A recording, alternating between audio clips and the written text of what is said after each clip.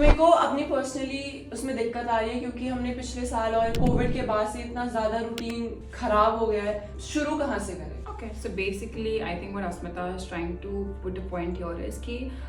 New Year's, New Me के हिसाब से like what are the good habits that you can inculcate जिससे आपका एक routine productive हो जाए और efficient हो जाए, right? तो उसमें क्या है, सबसे पहले having a very clear understanding of एक टाइम मैनेजमेंट होता है, साथ में एक एनर्जी मैनेजमेंट होता है, ठीक है। सो टाइम मैनेजमेंट बेसिकली होता है जिसमें हमारे पास 24 आवर्स हैं एवरी डे, बट आपके पास एक लिमिटेड अमाउंट ऑफ एनर्जी भी है, ओके। तो आप जब वो लिमिटेड एनर्जी आप वो स्क्रॉलिंग पे हम लगा रहे हैं, हम वो डिजिटल उस पे चीज़ों पे लगा रहे हैं, हम सोशल मीडिया पे लगा रहे हैं, तो वो एनर्जी वेस्ट होती है। तो आपके पास शायद 10 घंटे बचे but you will not have that much energy. तो दोनों कॉन्सेप्ट समझने ज़रूरी है, time as well as energy manage करना है हमें। तो उसमें सबसे क्लियर एक चीज़ होती है, आप हफ्ते में कोई भी एक डे पकड़िए,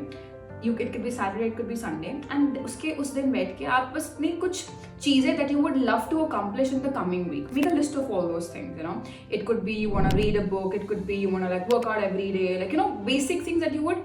अभी आपका जो करंट लेवल है ऑफ प्रोडक्टिविटी उससे सिर्फ 10% ऊपर जाओ, और उसके बाद कि क्या क्या चीज़ें आप अपने वीक में अकम्प्लिश करना चाहते हैं, ठीक है। तो आपके एक वीकली गोल हो गए, बहुत सिंपल। उसके बाद आप उन वीकली गोल्स को अपने डे टू डे में फिट करो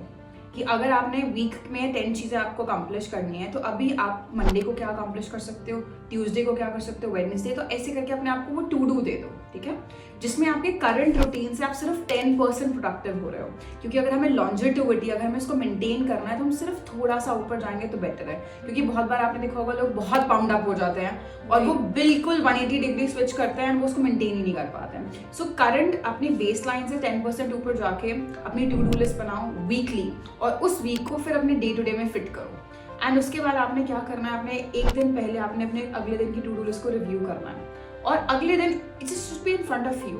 एंड जस्ट मेक श्योर वो 2 चीज़ें हैं, वो 2 चीज़ें आप उसको टिक करते रहो। तो जब आप ये करना शुरू कर दोगे तो आपको बहुत ज़्यादा मोटिवेशन मिलेगी, because you will feel a sense of reward, like I have done this, accomplishment मिलनी शुरू हो जाएगी। So that is the number 1 step that I would love for all of you to start with.